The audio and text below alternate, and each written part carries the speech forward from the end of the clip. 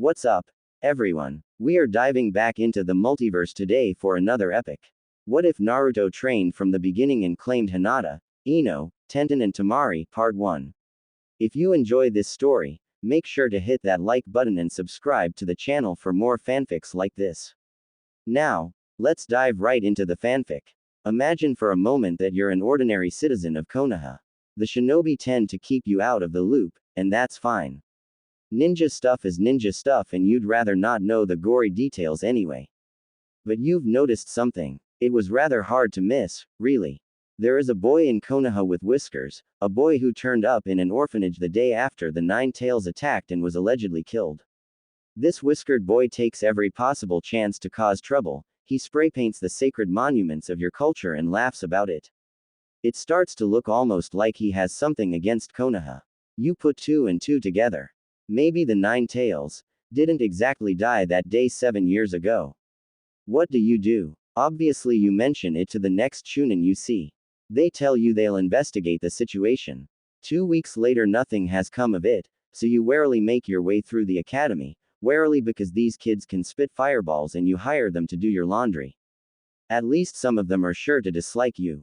You never actually notice that these kids in particular are younger than the ones you've hired. Not actually Genin yet, but regardless, you speak to a secretary with an office not far from the Hokage's own. You explain your concerns. She tells you they'll investigate the situation. That's a bit off-putting. You're starting to get suspicious now, and since you're already there, you book an appointment with the Hokage. He's a busy man and you'll have to wait another 2 weeks or so, but that's fine, that's the time frame you want. Still nothing happens. No breaks in the boy's schedule of pranks and mischief, no announcement from the shinobi, nothing. So you proceed to your appointment with the Hokage and explain, for a third time, why you think something is wrong. You come right out and say it this time. You think he's the Nine Tails in human form. The third Hokage tells you he'll investigate the situation. He doesn't look fazed. Maybe it's just a ninja thing, or maybe he's said this many times before. Apparently the world is out to get you and no one is ever going to actually look into this Uzumaki kid's backstory. Rather, it's clear now that the shinobi already know something and aren't about to tell a civilian the truth. You know the truth, but you're still a civilian. You can't use that fancy fire release magic to dry your laundry, you have to do it the old-fashioned way or hire a genin. You found a dropped kunai once and tried throwing it, just to see if it was as easy as they made it look. It wasn't. You hit your target with the pommel and went home with your cheeks on fire. So what can you do about this problem? Not much, and you're painfully aware of it. You can keep your distance from the Nine Tails, give him cold looks and jack the prices up high if he ever wanders into your convenience store. That's about it. You'd have to be drunk as hell to do anything more. There is a certain day of the year where getting drunk as hell is normal in Konoha. October 10th, the day the fourth Hokage died. You drink to celebrate his life, to mourn his death, to forget that the little monster painted the word cheapskate on all of your windows. And then you spot him out of the corner of your eye. You get up and follow him. He notices, runs, and suddenly your plan seems about 20 times less brilliant. You forgot that he's a ninja, well, ninja in training. He can casually jump from the street to the roof of a 2-story building, and you're so drunk that you wobble when you run. No avenging the fourth Hokage for you anytime soon, and by the time you get home you've realized that he might actually be just a 7-year-old kid, which means, you were trying to. You sit, throw up in a bucket, rethink your life a bit. But there are others like you. October 10th was not Naruto Uzumaki's favorite day of the year. It was funny the first few times they tried and epically failed to catch him, but after that the amusement wore off and he started worrying. What would they do if they ever got me? Finding out didn't seem particularly appealing. They were civilians and had about as much killing intent as a bowl of wet grapes, so maybe they'd just freeze for a minute and then awkwardly let him go. Even so, Naruto had no interest in finding out. He started steering clear of people on his birthday, regularly planned to spend the day in a secluded training ground instead. He chose training ground 42. No one liked it. It was a huge expanse of shattered granite that had been a quarry before the Nine Tails decided to step on it a few times. The terrain was uneven and wobbly. Step on a slab of granite the wrong way and it could tip, slide down, fall, and you could get a painful scrape or two. It was fine for practicing ninjutsu though, including the clone jutsu. What a birthday gift that would be, to learn the one jutsu holding him back from graduating at 10. 10. Sasuke Uchiha and his fancy fireballs could suck on that. Naruto graduating 2 years early while he stayed set to become a genin at 12. Clone jutsu. A pale, shriveled, and dead-eyed parody of a blonde 10-year-old popped into existence with a cloud of white smoke. Naruto groaned, and dispelled the clone. Clone jutsu. This time, nothing at all emerged from the smoke. Come on, come on. I know I can do this. If I can't learn the clone jutsu, what kinda Hokage would I be? Clone jutsu. This time the cloud of smoke was massive, and through it, Naruto glimpsed an upright figure. Did I do it? The smoke cleared, revealing another garbage clone and Hinata Hyuga. Gah. Naruto stepped back. Immediately, his instincts connected someone's looking at me and it's my birthday, with the result being run. Naruto-kun. Hinata, as per usual, was avoiding eye contact, staring at her index fingers as she played with them. The blonde ninja recognized her and calmed down, though he was still a little shaky from the adrenaline coursing through his body. He sighed in relief. Hey, Hinata-chan, what are you doing all the way out here?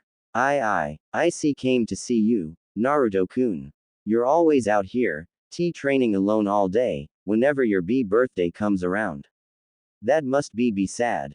She took a deep breath, and reached into a pocket on her gray coat. I came to give you this. She declared in a desperate, panicked voice, but whatever she tried to pull out of her pocket got stuck, and she blushed deeper than usual, trying to free the item as though her life depended on it. Hinata, relax, it's okay.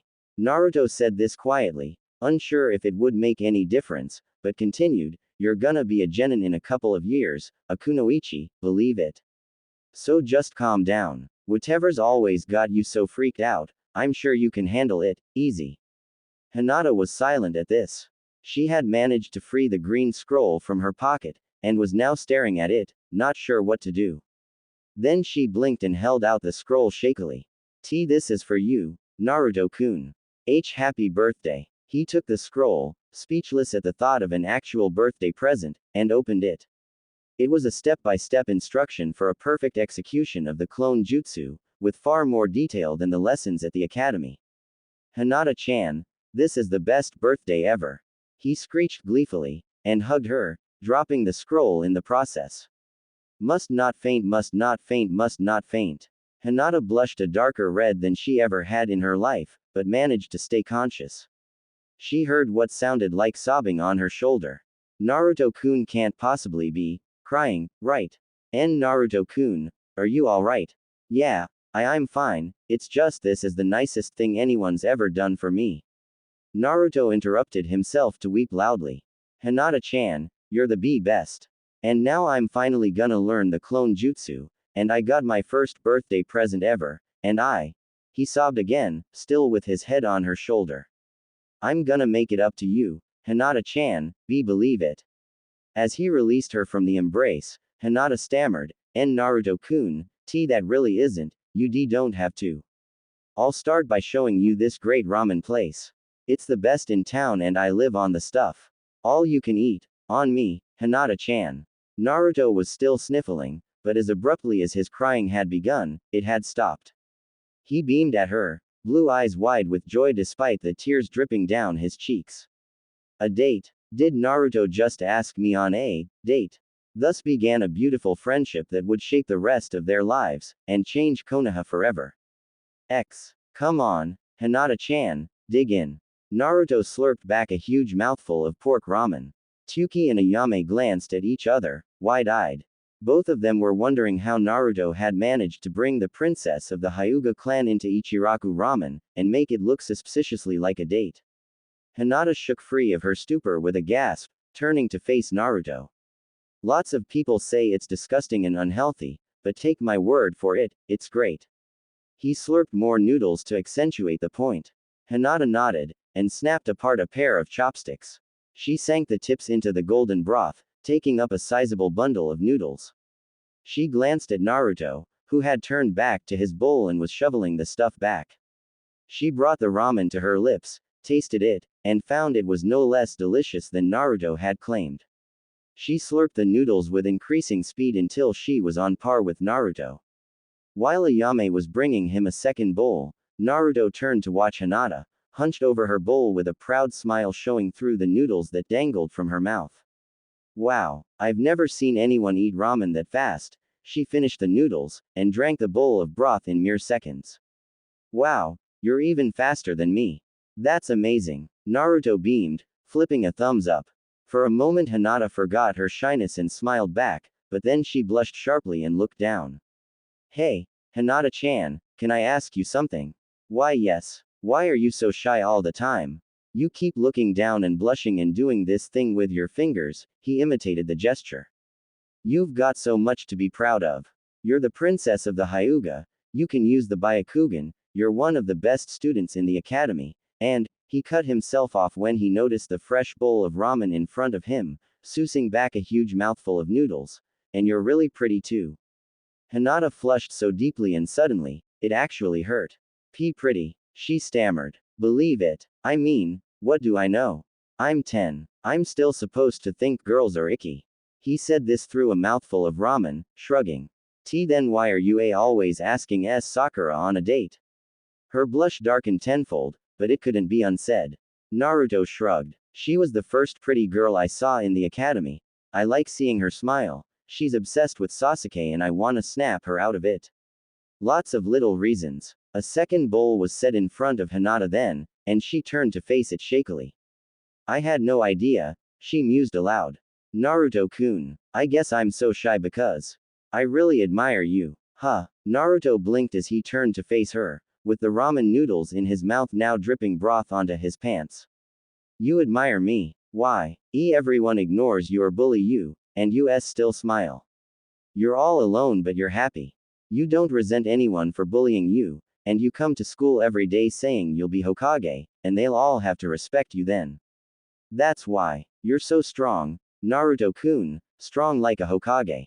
Wow, that's gotta be the nicest thing anyone's ever said to me, so, aren't you concerned with what they all say about me? How I'm some kind of demon and all that? Like, not just a delinquent or something. They have to be all melodramatic about it and pretend I'm the freaking Kyuubi. Stupid civilians, he sulked silently. No way. That was the strongest voice he'd ever heard her use. You're not a demon, Naruto-kun. I don't care who says what about you. You'll be Hokage one day, I never doubted it. Thanks, Hinata-chan. I'm sure you'll get really strong too. 2 years later. Clone Jutsu. A perfect illusory copy of Naruto appeared in a puff of smoke, grinning proudly and flipping a thumbs up to Iruka. This, the result of 2 years' worth of chakra control training, shocked everyone in the classroom except Hinata, who beamed.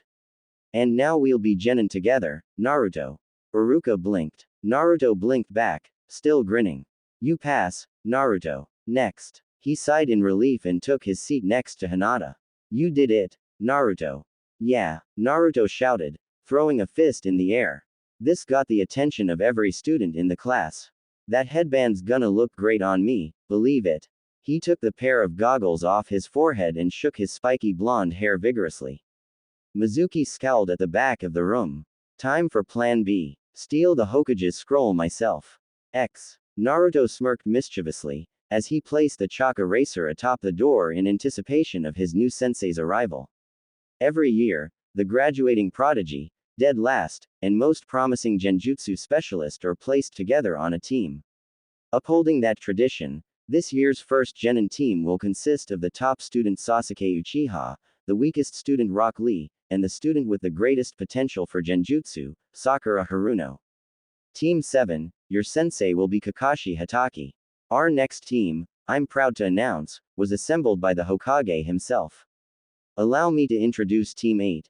Taijutsu Specialist Hinata Hyuga, Ninjutsu Specialist Naruto Uzumaki, and Tracking Specialist Kiba Inuzuka. Your sensei will be the son of the Hokage himself, Asuma Sarutobi. Isn't Kakashi the one who's late for everything? Kiba groaned, once again. Said Junin had showed up and whisked away the only other remaining team, mere minutes ago. It's been 3 freaking hours. Naruto, what are you doing? I'm pranking the son of the Hokage. He set the eraser in place and returned to his seat. No Junin is ever gonna fall for a stupid prank like that. Hinata spoke up. Asuma sensei's coming. I can see him with my Byakugan, he doesn't suspect a thing. Hinata, you're helping him with this. Her only reply was to shush Kiba, who groaned again. The door opened, and the eraser landed with a puff of chalky dust on Asuma's head. Kiba gaped in total disbelief. Hinata giggled, blushing and covering her mouth with her hand. Naruto laughed loud enough to be heard throughout the building. Okay, first impressions. Asuma took a drag on his cigarette. I gotta say I'm happy I got you guys instead of Ino Shikacho. Nothing against him, but, the thing is, you three don't fit together like puzzle pieces, and that's why it'll be so engaging to train you. He turned. Follow me, we're going to the roof. Asuma sensei. Hinata spoke up quietly, as the three freshly minted genin got up from their seats. What exactly have you been doing, for 3 hours? Talking with Kakashi Hatake about your first few lessons. Asuma blew out a smoke ring. So, Iruka tells me you were all decent students, heirs to 3 powerful clans. Naruto of the Uzumaki clan, masters of sealing jutsu. Hinata of the Hyuga clan, greatest taijutsu users in the world via the all-seeing Byakugan. Kiba of the Inuzuka clan, renowned ninja hound trainers and the greatest tracker ninjas in Konoha. You guys look promising. He took another drag on his cigarette. So, do you guys know your elemental affinities for ninjutsu? Naruto-kun. 10-year-old Hinata made her way through the crowd of students fleeing the classroom, wading through to Naruto's side. The blonde Jinchuriki waited for her, smiling. I brought some ninjutsu and taijutsu scrolls from the Hyuga clan library, anything that wasn't tied to the Hyuga, since those jutsu require a Byakugan. Sounds great, Hinata-chan. Come on, training ground 17 is good for ninjutsu practice. Wait, Naruto-kun. I have something else. She held out a small white cardboard box. These are chakra sensing papers, for learning our nature types. They're not expensive, but you can only buy them if you're already a ninja. I had one of my cousins buy us a few, so we'll know which elements to focus our training on. Mine's wind release, Naruto declared proudly, puffing out his chest. 'Cause you're full of hot air, Kiba replied, smirking. Bite me, Kiba. No, wait. Naruto paused thoughtfully. I take that back, 'cause you might actually bite me. Like I haven't heard that one a million times. A dog joke, how original. I have the water release, Hinata interrupted. I don't know many ninjutsu, but I can use it to fight when I'm out of taijutsu range. I never bothered with nature types, Kiba said with a shrug. Inuzuka clan jutsu have always been enough for me. You might want to look into elemental jutsu, Kiba. Every kage in history, Hokage or otherwise, has known and used their nature type. Asuma let a puff of smoke through his lips. We're here, he declared, and opened the door to the roof. Okay, everybody sit down. Let's talk a little more. Asuma sat comfortably on the rooftop, and put out his finished cigarette. My name is Asuma Sarutobi. I like cigarettes and working with my fellow Junin. I hate. He paused and sighed, that moment when you have a cigarette in your mouth and a hand in your pocket, only to find that you left your lighter in your other flak jacket. I hate that. My hobby is shogi, it's my favorite game and I'm rather good at it. My dream, and you speak of this to no one, is to defeat Shikamaru Nara in a game of shogi. Now, tell me a bit about yourselves. We'll start with you, Naruto. My name, Naruto announced this loudly and with pride, is Naruto Uzumaki. I like Hinata-chan and ramen, but best of all I like having ramen with Hinata-chan. I don't particularly hate anything. My hobby is training with Hinata-chan, and my dream is to be the greatest Hokage, and I'll pull it off, believe it. Hinata blushed each time Naruto said her name, a fact not lost on Asuma. Okay, Hinata, your turn. Her eyes widened. Me. Okay. I'm Hinata Hyuga. I'll like Naruto-kun, Ichiraku ramen, and making progress with our training. I think the only thing I hate is the caged bird seal. My hobby is training with Naruto, and I have 3 dreams. First, I want to see Naruto become Hokage. Also, I want to learn the 8 trigrams 64 palms, and my third dream is to end the use of the caged bird seal. Someday when I'm head of the Hyuga clan, I'll get rid of it forever. She took a deep but quiet breath, and smiled. That was interesting, Hinata. Alright, Kiba, you're up. I'm Kiba Inuzuka. I like Akamaru, beef jerky, and Inuzuka clan jutsu. I hate cats. My hobby is doing just about anything with Akamaru, including but limited to chasing cats, learning new jutsu, and peeing on stuff. Kiba giggled. I don't have any really crucial dreams, but I'd like to track down Akatsuki and capture them. That'd make me the greatest tracker nin ever. And being Hokage would be nice, but Naruto's got dibs on it. So all three of you count training as a hobby. That's a good sign. Asuma nodded with a smile. Alright, that's it for today. Go home, get some rest, and tomorrow morning, skip breakfast. You'll just end up losing it anyway. I'm gonna have to test you guys, and I won't make it easy. If you pass, you're Genin, and we'll start missions whenever you want. If not, you're headed back to the academy. The three 12-year-olds winced at that statement. Naruto slumped in unconsciousness against one of the three wooden posts that someone had placed in Training Ground 42. Here he had befriended Hinata, learned the clone jutsu, and once a year, took refuge from an angry mob. It seemed ironic and fitting that here was where he would become a true genin. He snored. Had he been awake, he would have felt Hinata's head shifting on his shoulder in response to the sudden sound, but both of them were asleep with the rising sun to their backs. She murmured something incoherent in her sleep, then fell silent again. Kiba scratched Akamaru behind the ears. The white puppy yawned and stretched happily, then barked to greet Asuma, who sat down with a smirk next to Kiba.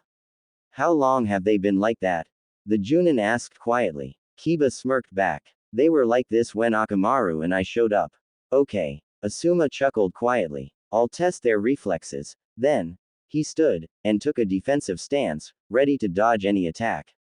Hey, wake up. Wind release. Water release. Collaboration secret jutsu. Hurricane bullet. Asuma's eyes widened as the two shot to their feet, performing hand seals in sync as they shouted this. The fearlessness in Hinata's eyes was particularly shocking.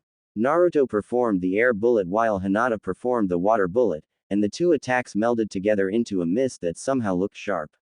Asuma threw himself to the side, dodging the attack with ease.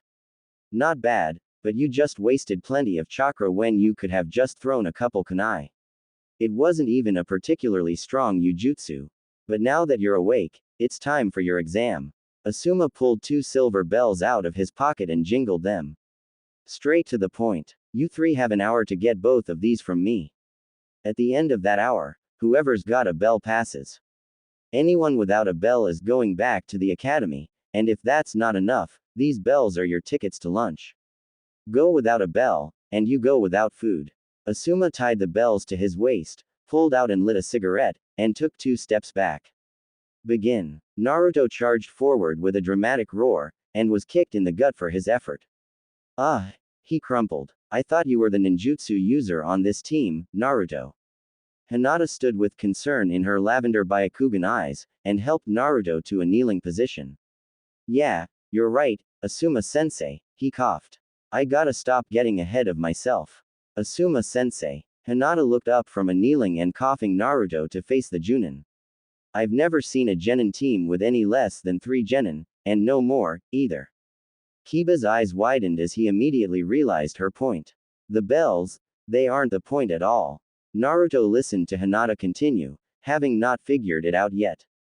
But you only have 2 bells, and that's supposed to turn us against each other, but a shinobi team has to stick together. Naruto grinned with sudden comprehension. We're supposed to take you down together. Asuma disappeared, replaced by a breeze and a few leaves. The body flicker jutsu. Hinata settled into a relaxed gentle fist taijutsu stance, scanning the area in all directions with her Byakugan. Kiba, I can't see him, can Akamaru detect his scent? Akamaru whined. Sorry, we got nothing, Kiba replied. He must be masking his scent. There's a jutsu for that, but it's an A- rank genjutsu. He's taking this seriously. Then so will we. Naruto stood, having recovered from Asuma's kick. When we find him, I'll use my air bullet, and maybe my wind S. No, Naruto, Hinata interrupted, timid but determined. An assault like that just won't work. He's too strong and fast. She blushed, and added, but if we use that jutsu. Yeah, Naruto replied solemnly. It doesn't matter how good he is, if we pull that one off, he's done for. What jutsu are you guys talking about? Kiba's voice shook very slightly. If you think it can take out a fully rested and prepared Junin, where the hell would you learn a jutsu like that? We've only been Genin for 3 days. We didn't learn it, Naruto said proudly. We made it up ourselves. Only we know it, me and Hinata, believe it. So, we should probably just use it as a last resort, keep it between us. Several minutes later, they found Asuma, who watched them approach over the hills and ditches of shattered rock. You're gonna need real killing intent if you want to get these bells, the son of the Hokage proclaimed. All right, Hinata, are you ready? Naruto called as he flew through the air. Yes, Hinata replied cheerfully at his side. Kiba-kun, wait for the signal. No problem, Akamaru barked as his master said this. Naruto reached out and clasped Hinata's hand with his own. As always, she blushed at this, but it was crucial for this technique. Get ready, Asuma-sensei. Naruto called, as he built up almost all of his wind release chakra. Hinata closed her eyes and turned off her Byakugan, focusing her chakra into the water release. Their intertwined hands came apart, and they each formed a set of hand seals in sync. Collaboration secret jutsu, Naruto yelled with a gleeful grin. Water release. Wind release. The sky darkened as the two melted their chakra together, and storm clouds gathered. They called out in stereo, snow release, snowstorm battlefield. Whoa, Kiba quietly observed as the snow began to fall. They altered the weather, is this their awesome jutsu? Akamaru whined, watching the two confront Asuma. The Sarutobi clan Junin sighed. Fine, I'll admit it. That's the coolest thing I've ever seen two genin do, but it's useless. All this is gonna do is give everyone here a cold, and you're just about out of chakra, both of you. Show-offs, he muttered. Naruto and Hinata slumped forward, panting. I've still got gas in the tank. Naruto answered, but his voice sounded weary and tired. Which is the whole point. He straightened and made 6 more hand seals. Wind release. Wind scar. Naruto slammed his hands down on the granite slab he stood on, sending out a wave of wind in Asuma's direction. That jutsu is only a low C rank.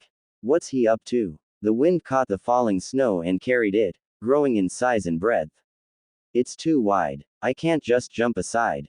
Asuma scowled and spat out his cigarette, using the body flicker jutsu to move clear to the side of the wind scar.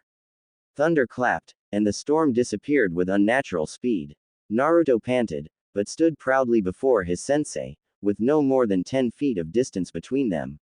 What now, kid? You've got enough chakra left for maybe 1D rank jutsu, and I'm at a proper taijutsu range. Kiba's the only one with any real chakra reserves left. Yeah, like I said, we're going somewhere with this. Naruto laughed weakly, but Asuma took it as a bluff. He clasped his hands together in the dog hand seal, then boar, then finally the ram seal. Transformation jutsu. A plume of smoke surrounded him completely. Asuma blinked. PFF'd. That's it. A disguise. Water release. Water bullet. Asuma prepared to dodge, but he turned to look at the attack and saw how weak it was, little more than a splash of azure water. She didn't even have enough chakra to aim it right. It's gonna hit Naruto. The smoke of the transformation cleared, revealing an older, female, and very attractive version of Naruto, clad in an orange bikini and dripping wet. Asuma's eyes bugged out of his head, and blood trickled out of his nostrils. So, Asuma-sensei, she purred, how do you like my sexy jutsu? Asuma simply stared, slack-jawed, until Hinata walked up and kicked him in the groin. He shrieked like a little girl from the sudden agony, and the Hyuga princess named the technique, Forbidden Taijutsu, Single Strike of Eternal Pain. Kiba, you can take the bells now. Hinata, Kiba replied as he plucked the bells from Asuma's belt and tossed one to her. I never would have guessed you'd be the kind of kunoichi who'd kick her sensei in the balls. We're ninjas, she said sweetly and innocently, while Naruto returned to his normal form. All we're supposed to do is complete the mission within the parameters set for us, and we protect our team above all else. That's as far as chivalry reaches into the life of a ninja. Kiba whistled. That's the best nindo I've ever heard. He blanched suddenly, and looked down at Asuma, who was rolling around on the ground in agony. Wait, was that the super awesome jutsu you guys were talking about? A kick in the sack? No way, Naruto said proudly. Our ultimate jutsu is the sexy jutsu. A few more seconds of staring at it, and he'd have passed out anyway, believe it. How the hell does Naruto get you to go along with stuff like this? Kiba asked, clearly unimpressed. I guess, he just wore off on me over the years, she replied with a blush and a smile. Naruto, being the container of the Kyuubi, son of the fourth Hokage, and likely the greatest prankster in Konoha's history, had found himself sitting before the third Hokage more times than he cared to count. The old man had been there for him since his birth, and was the closest thing to a father figure Naruto had ever known. Now, however, he was uncomfortable here, if only for the sake of his friends. Kiba and Hinata sat to either side of him before the Hokage's ancient desk, and they too looked worried. The third son, their Junin sensei, had spent the previous day in the hospital, having lost a worrying amount of blood through the nose and having suffered a kick to the groin so vicious, it would have made Madara Uchiha himself wince. The Hokage entered the room, wearing a solemn expression and puffing on his ever-present clay pipe. I'm sure you three are wondering why I've called you here. I'll start by mentioning that Asuma has told me. I'm sorry Hokage-sama, please don't punish them, it was all my idea. Naruto. The Hokage silenced the genin, sternly but not angrily. As I was saying, Asuma has told me you did exceptionally well in your bell test, deploying several original jutsu, collaboration techniques, and fantastic teamwork. He did divulge to me the exact nature of your strategy, and I must say I'm impressed, if a little amused. Naruto blinked, his mouth not quite shut properly. You're impressed. The Hokage puffed on his pipe with a benevolent smile and nodded. You three have shown exceptional promise, and Asuma has asked me to give you a C rank mission immediately. Whoa, Kiba breathed. AC rank. Already. That's awesome. Believe it, Naruto added. You'll be escorting a carpenter by the name of Tazuna to his home in the Land of Waves. His homeland has been having a problem with bandits, and you'll be protecting him and his workers until he finishes his current project. He's promised to give C rank pay to each of you upon his safe arrival in the Land of Waves. It didn't take long after that for Team 8 to eagerly make for the door, giddily intent on preparing for their first mission all day. However, the Hokage sent a chill down Naruto's spine by calling him back. Don't leave just yet, Naruto. We still have to talk. Ah crap, I'm so dead. He shuddered and turned back toward his grandfather figure, taking up his seat once more. The rest of Team 8 filed out of the office, with both Hinata and Kiba throwing concerned glances back at their new teammate. Once they were gone, however, the Hokage pulled a mostly plain-looking ninja scroll out of his desk, laying it before Naruto. Perplexed, the boy leaned forward and squinted at the spiral mark on each end of the scroll. Hokage Gigi, what's this? The professor sighed. I'm sorry I couldn't show you this years ago, my boy, but they asked me not to. I can only hope they'll be able to provide a decent explanation, since I don't have one. He unfurled the scroll across his desk, revealing what Naruto recognized as a seal of some kind. The swirls of black ink lit up and cast a warm yellow-white glow about the room, which gradually coalesced into two distinctly human figures. Hello, Naruto, the woman with long, smooth red hair spoke up first. My name's Kushina Uzumaki, and I'm your mom. The blonde man standing next to her smiled cheerily, remaining silent until she elbowed him sharply. You've gotta say hi too, ya know. Oh, right, the man beamed once more. I'm Minato Namikaze. I'm your father, Naruto. Kami, I hope he doesn't ever have to see this, Kushina moaned. Can you imagine how hard this would hit him? Naruto blinked, still not fully registering what he was seeing. He noted with worrying calm that his mother had just confirmed his suspicions that this was a pre-made recording and nothing more. No, Minato answered honestly. But I think even if we do live, we'll probably show him this one day. Once he's old enough, of course. He turned back to face Naruto, or whatever system had been recording the conversation. Naruto, we recorded this for you because we've been preparing over the last several months to expect an attack on the village, probably on your birthday.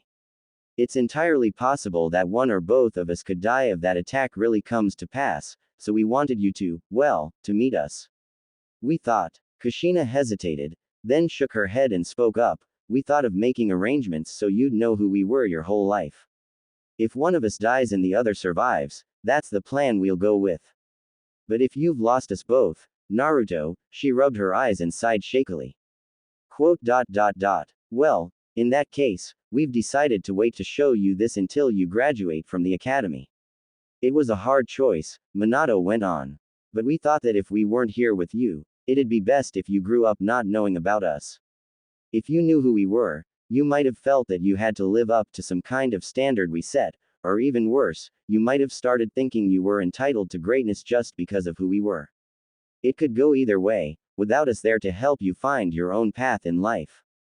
But now that you're all grown up, now that you're a ninja and you've learned how to be responsible, Kushina smiled sadly, you're ready to hear all of this. And now that you know who we were, we can give you your inheritance and trust you not to hurt yourself with it, she chuckled. See, you're actually from a ninja clan, Naruto. The Uzumaki were never as well known as the Uchiha or Hyuga, for instance, but we can trace our lineage back through the centuries. We have a clan compound here in Konoha, even if it's just a little one, and now it's yours. Minato scratched the back of his head sheepishly. I'm sorry, Naruto, I don't really have anything to offer like that. My parents, your grandparents, were both Chunin whose own parents were civilians. I'm not from a clan, and as the Hokage I can't just leave you all of my assets as inheritance. All of the funds and resources under my name will probably be spent on repairing the village, assuming that possible attack really comes to pass, that is. So I'm sorry, Naruto, but it's your mother who has to make up for 12 years or so of missed birthday presents. The most I can give you is some hand-me-down shinobi gear. He's not the kind of kid who cares that much about material things, Kushina rubbed her belly, at last drawing Naruto's attention to it. By the time he becomes a genin, he'll already be way more grown up than that, believe it. My father was the fourth Hokage. Naruto sat on the polished oak floor of his new bedroom, in front of a cherrywood trunk with the kanji for fire burned into the lid. Said lid had been opened, and Naruto now had a folded white haori in his lap. The note attached said, "It may take a while before you grow into this, but I hope you like it all the same. Love, Dad." He unfolded the haori, noting the pattern of flames along the bottom. This was an authentic copy of Minato Namikaze's haori, probably one of his spares, since he had been wearing one in battle against the Kyuubi. Naruto started crying. It wasn't something he did often, but he never tried to suppress it when the tears came. He decided that since he cried so rarely, the times when he did were somehow important. It was then that he noticed an uncomfortable tingling in his eyes, and he stood up, making his way into the bathroom connected to the master bedroom of the manor. He looked in the mirror, blinking away tears and discomfort, but he could see nothing wrong with his reflection in the mirror. He looked down at his father's haori in the mirror. I'm gonna make you guys proud, he said aloud to no one, then sniffled. I'm gonna be Hokage. He unzipped his neon orange jacket, shrugging it off and replacing it with the haori of the fourth Hokage. Believe it. Tazuna took a swig of sake and scowled. He turned and glared at the Hokage. I paid for 4 ninjas. I'm looking at 1 ninja and 2 useless brats. At best that adds up to 3 people. He hiccuped. Can't you idiots even count? Don't worry, you've paid for 4 ninjas and you will have your money's worth. You will be safe. The Hokage chuckled. And the 4th is on his way. What's so funny? It's just ironic. The 4th is on his way. You wouldn't understand, but it's probably the most ironic sentence you've ever heard. Hinata and Kiba exchanged glances, while Asuma puffed on his cigarette, completely at ease. Kiba-kun, can you smell Naruto? Yeah, he's almost here, Kiba replied with a sniff. Akamaru barked in agreement. Took him long enough, though. Maybe he's been talking with Kakashi, Asuma joked. The doors to the Hokage's office opened, and Naruto entered. The third blinked as he immediately noticed the haori Naruto wore. Underneath it he wore his favorite shirt, black with a fiery orange spiral on his chest, and pants of the darkest orange anyone had ever seen on Naruto. Sorry I'm so late, everyone, he said with a soft smile. I got here as fast as I could, believe it, but I slept in by accident. Sheepishly, he looked down and scratched the back of his head. There were two reasons for this. 1. His new bed in his parents' manor was incredibly comfortable. 2. He'd opened the Uzumaki clan trunk just before he went to bed. There had been envelopes he could open but didn't, a scroll he was completely unable to pry open, and most importantly a mound of gold coins filling the entire trunk, which was big enough to cram 2 or maybe 3 people into. It was like something out of a pirate movie. This left him wide awake until well past midnight. Naruto-kun. Hinata greeted him happily. He looks really different with that coat on, it's a good look for him, she noted. Kiba, meanwhile, cracked an amused smirk. It's like he doesn't know that coat is meant for a guy twice his size. Typical Naruto. Hey, Hinata. He turned to face Tazuna. You must be the bridge builder Tazuna. I'm Naruto Uzumaki, Genin of Konoha and your bodyguard for the next month or so. He bowed politely. Tazuna opened his mouth to spit out another insult, but then Naruto's words registered, and he realized the slick little bastard had threatened him. Your bodyguard for the next month translates as your life and well-being are in my hands for the next month. Quote. Whatever. Keep me alive until the bridge is built, and I'll pay you. That's as far as this goes, we don't have to be friends. Fair enough. Let's get you home, Naruto. Kiba stared as the Jinchuriki passed him by, smiling but not grinning. What the hell happened to you? You were never this subtle, about anything. Your clothes, how you talk, even that stupid grin. Naruto. Hinata spoke up and walked beside Naruto. Are you feeling all right? Never better. Hinata. He let out one of his famous gleeful grins. But what was with you and Tazuna? Oh, that. I know by looking at Kiba that this baka was bothering you, so I wanted to tell him off, but a Hokage would be more, what's the word? Tactful. And where did the coat come from? My dad left it to me. Naruto beamed. Oh, that reminds me, he reached into his weapons pouch and pulled out an odd-looking kunai, with a bright yellow hilt and a 3-pronged blade. Flying Thunder God kunai. I have a whole bunch with me. He handed it to her, and she took it. My dad somehow used these to teleport, but he left me a letter saying I'd have to learn Fuinjutsu to understand how. The Hiraishin, Hinata breathed. The Flying Thunder God Jutsu. She handed the kunai back. That's an S-rank jutsu that only Hokage have ever learned. It's legendary. Naruto waved his hand. Keep it, I have spares. Besides, unless I learn the jutsu, it's just a really cool kunai. Thanks, Naruto. She smiled, and stashed the kunai in her own weapons pouch. Asuma passed the Genin and Tazuna to lead the group out of Konoha. Come on, everyone, let's pick up the pace a little, he said as he lit a cigarette. The same tailwind currently blowing Naruto's Haori around would also carry his cigarette smoke, so he had to lead the group. Naruto grinned with pride when they passed the gates of the village, and nudged Hinata with his elbow. This is my first time leaving Konoha. What about you, Hinata? It's a first for me too, she answered softly. Hey, Naruto. Kiba stepped up beside his teammate and nudged him. You know that thing's way too big on you, right? Like, way too big.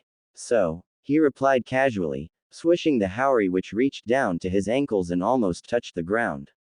It still looks cool, ya know. Well, yeah, Kiba admitted. But, look, there's a reason shinobi associate long coats with untouchable badasses, okay? Pull a kunai out of your hip pouch. Naruto shrugged and pushed his coat aside, reaching under it to retrieve the kunai. Okay, you see the problem, right? Long coats make it harder to reach your gear, plus they weigh you down and provide a way for an opponent to grab you. So wearing one doesn't make you a strong ninja, you have to be a strong ninja to get away with wearing one. Alright, I see your point, Naruto groaned loudly. It's just, I only found out who my parents were yesterday, ya know. Besides, this is our first mission and it's just AC rank. Let me have my fun just this once. Okay, Kiba answered placatingly, mark my words though. One day it's gonna be either you or that coat that gets shredded in a fight, so don't get too attached to it. They continued to chat for several hours, until that afternoon Naruto spotted something unusual ahead. It's summer, it hasn't rained in weeks, and the ground around us is dry, so what's with those two puddles? He drew a Hiraishin kunai. Hey, Hinata, how are you with kunai these days? Huh, we trained with kunai a week ago. Naruto, what are you thinking? She pulled out the kunai he had given her. I'll show you. What should we aim for? See that thing ahead of us? He pointed, and Hinata's eyes widened. His heart skipped a beat. She sees them. Aim for that. That disguise is a ninjutsu, no doubt about it. Enemy shinobi. She threw her kunai, and Naruto did the same. A kunai stabbed into each of the puddles, getting the attention of Asuma, Kiba and Tazuna. One merely turned red with blood, but the other transformed into a very angry ninja with a kunai in his left shoulder. You bastards! You killed my brother! He lunged forward in a blind rage, armed with a metal-clawed gauntlet on his right arm. Attached to the gauntlet was a chain covered in blades that trailed out uselessly behind him. Naruto shuddered at the feeling of helplessness that was suffocating him. What is this? A genjutsu? No, I can barely breathe. The ninja sprinted toward him furiously, his clawed arm raised for an attack. It's killing intent. I've never felt it before, it can't be simulated in training. He's going to kill me. 8 trigrams. Hinata lunged past Naruto and poked the missing nin in the chest twice, once with each index finger. 2 palms. She poked him in each shoulder. 4 palms. A poke to the forehead, solar plexus, right hip, and left cheek. 8 palms. She leapt away from her stunned opponent, and withdrew an ordinary kunai from the holster on her right thigh, throwing it directly into the missing nin's throat. He was replaced by a mossy log and a puff of smoke. Asuma put out his cigarette and leapt into the trees. He returned after roughly a minute with an unconscious missing nin over his shoulder. Tazuna. The bridge builder jumped at his name being called so sharply. Asuma dropped the beaten shinobi at his feet, and pointed at the surviving demon brother. Explain this. Now. Naruto shivered, his eyes wide and locked on the missing nin's limp form. I couldn't even move, he stepped toward his sensei numbly. Naruto-kun. Hinata laid a hand on his shoulder. Just take a deep breath, relax, he did this, and she smiled. It's all right, Naruto. It's over. I couldn't move, Hinata. I just froze. He looked down at the haori he wore, which he suddenly felt unworthy of. What if this happens to me every time? Killing intent affects everyone differently, Naruto-kun. Remember, we learned that in the academy. Some people freeze the first time, but it almost never stays with a trained shinobi beyond that. Next time, you'll be ready for it. Naruto looked up and smiled shakily. Thanks Hinata. You were amazing, by the way. The 8 trigrams, it was awesome. She smiled and blushed. Thanks. I've only reached 8 palms, but one day, I'll get to 64. Tazuna spent the next few minutes recounting his story, explaining his quest, Gadu's villainy, and A-rank missions being far above what the Land of Waves could afford. I'm not sorry for what I did. An entire country, my home, is relying on me to build my bridge and save them, so damned if I wouldn't do this all over again. Please, help me. I can pay you for an A- rank once your mission is complete. Wave has vast potential for exporting luxuries, and the international market knows that. When the bridge is built, they'll be lining up to buy our goods, our economy will explode. I can't just accept a deal like that, Tazuna. I'd need the approval of the Hokage, but I can make you a deal for now. We'll accept C rank pay to take you to the Land of Waves, and send a message to Konoha upon our arrival. Ideally, that means we'll return home and be replaced by a squad of Junin or even the Anbu Black Ops. Asuma lit a fresh cigarette. That's the best I can offer you, no matter how much I sympathize with your intentions. Tazuna nodded. It's enough. Building that bridge means more to me than anything, and I don't care who keeps me alive until the job's done. If the Kyuubi no Kitsune offered me the finished bridge in exchange for my soul, I'd make that deal in a heartbeat. Naruto sneezed. That won't be necessary, and Biju don't buy souls, Asuma replied, and glanced at Naruto. The blonde Genin was stooping to pet a pure white rabbit that was remarkably comfortable around people. Everyone, get ready to fight. That rabbit belongs to someone nearby. Shinobi use animals like this as messengers and occasional distractions. Naruto stood and drew a Hiraishin kunai. Kiba pulled Akamaru out of the collar of his hoodie and set him on the ground, and Hinata activated her Byakugan. Naruto brought the kunai to his mouth and declared, "Wind release, wind blade."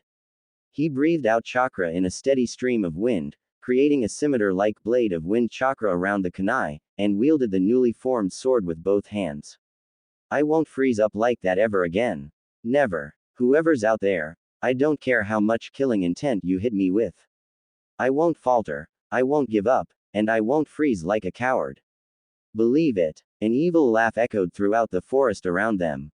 Hidden mist jutsu. The air grew thick with white mist, and Naruto bared his teeth in frustration and suppressed fear. Hinata. He called, "Can you hear me?"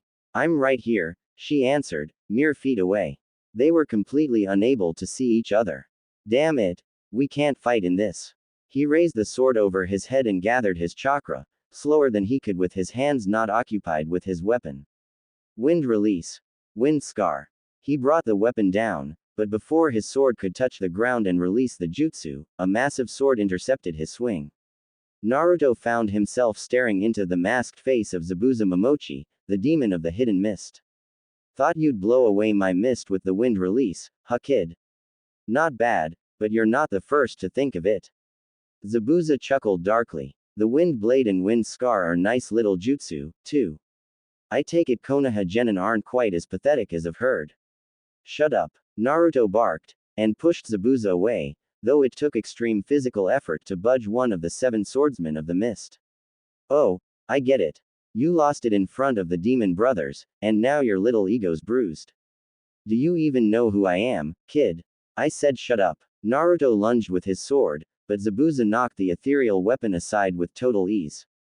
The wind blade was dispersed, leaving Naruto with just the kunai inside. "Naruto, stand down. Team, protect Tazuna, and I'll deal with this guy."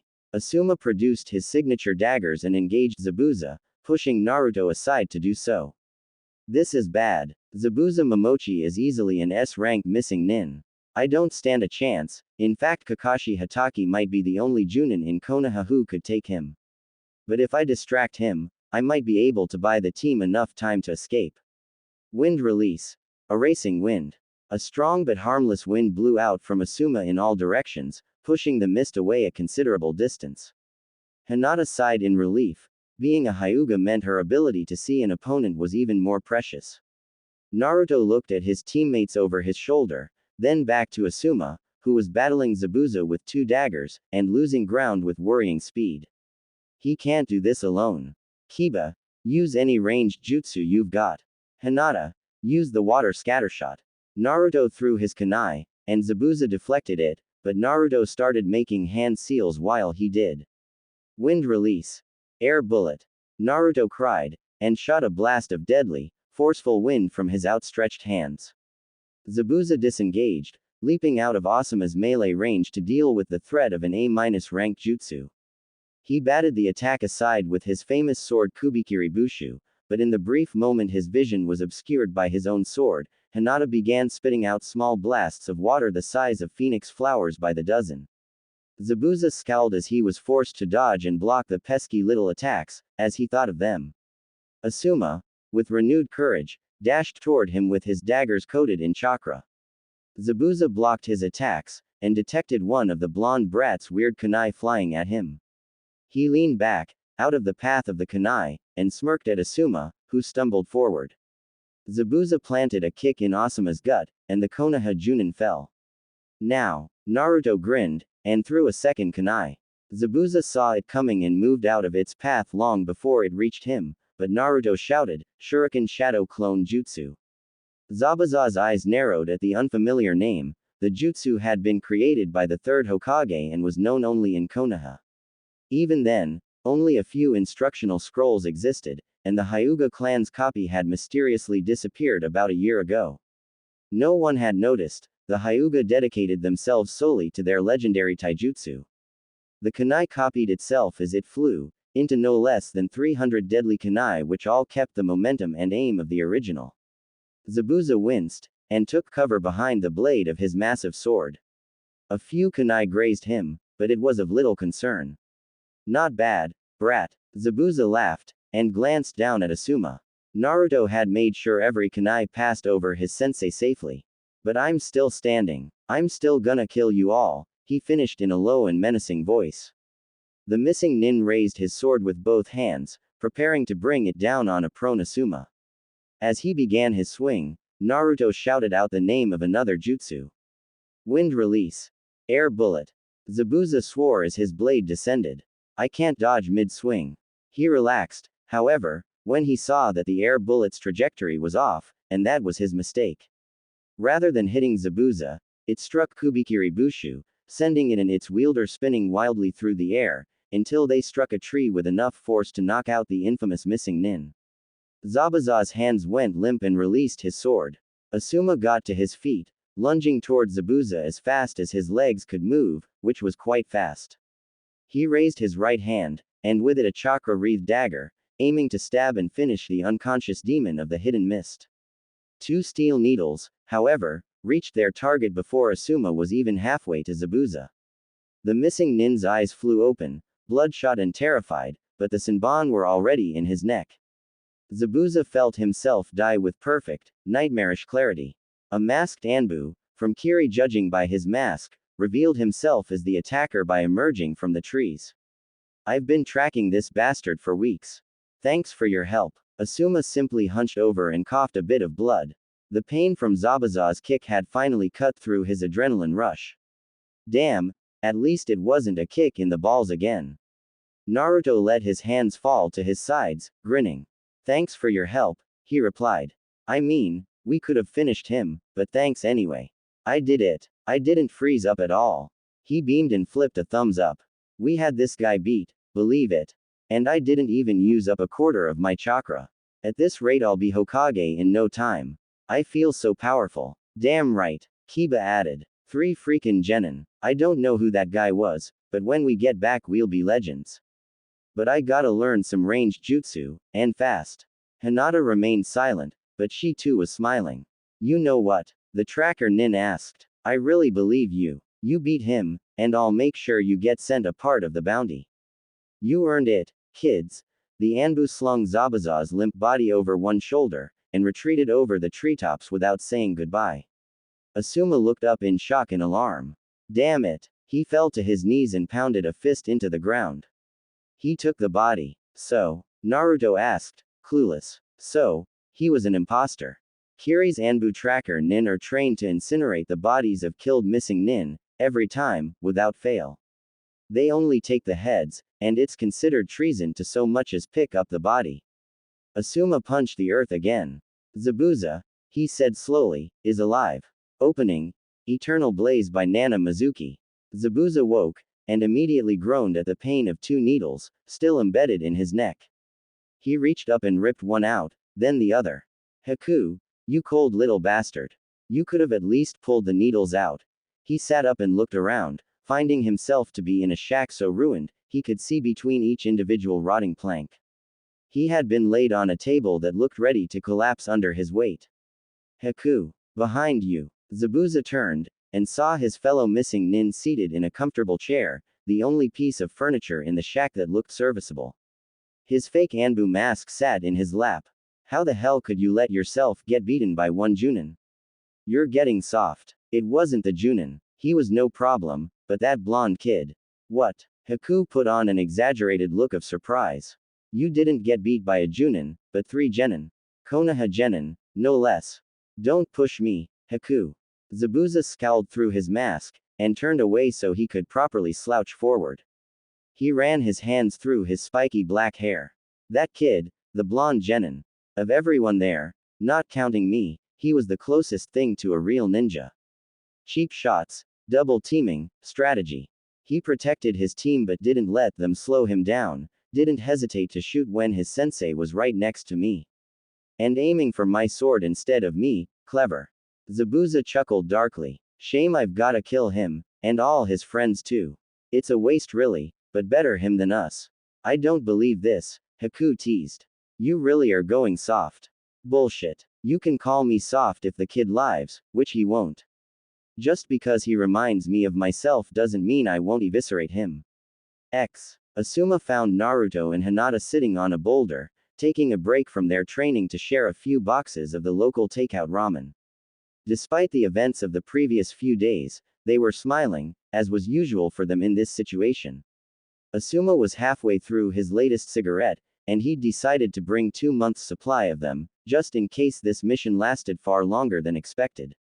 He looked around at the kunai embedded in large trees, the smaller saplings ripped out of the ground with wind and water release, along with logs clearly chopped to bits with a wind blade kunai.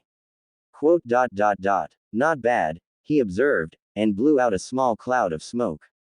Hey, Asuma-sensei, Naruto greeted without looking up from his meal. Hey, Naruto. Asuma took a seat on the boulder, with Naruto between him and Hinata. Can you explain something to me? I guess so, Naruto mumbled, only half paying attention. It's illegal for you to know the Shuriken Shadow Clone Jutsu. Naruto choked on his ramen and started coughing. Where'd you learn my father's jutsu? When he was done choking, Naruto steeled himself and looked his sensei in the eye. I'd rather be executed than tell you that, he said, deadly serious. Ah, thank you for that perfectly clear explanation. Asuma smirked. Naruto went white. The only reason for you to hide that secret would be to protect a friend who gave you the jutsu. Hinata started blushing faintly, since she knew where Asuma was going with this. Specifically, a friend in one of the noble clans that were given scrolls of the jutsu.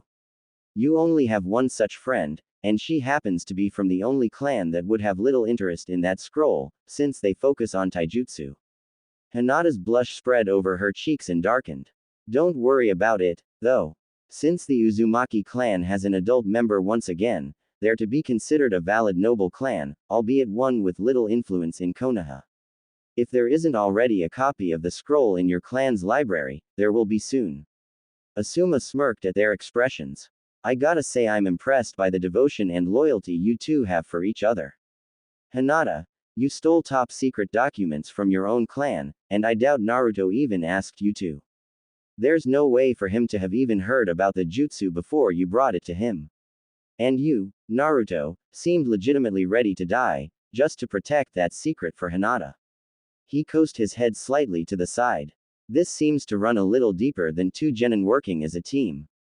What do you mean? Naruto asked. At the same time Hinata shakily mumbled, it was nothing, I was just helping AF friend.